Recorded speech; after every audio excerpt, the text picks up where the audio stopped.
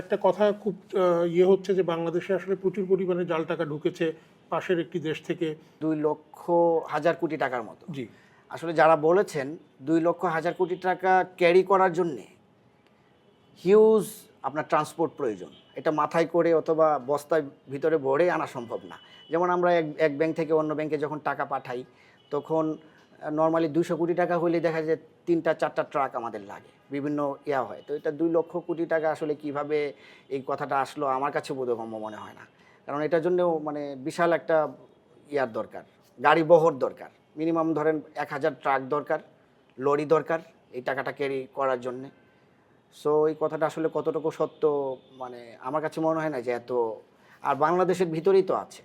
আপনি জাল টাকা দেখবেন ঈদ আসলে, তারপর সামনে হয়তো জাতীয় নির্বাচন আসতেছে, তখন তো জাল টাকা যারা কারবারি তারা তো ধরেন প্রিন্টিং মেশিন, নর্মাল মেশিনে প্রিন্ট করে। এটা আসলে দেশের ভিতরেই তো আছে। বাইরের আসলে কি মানে বাইরে থেকে কিভাবে আসবে এটা আমার আসলে বোধগম্য হচ্ছে না।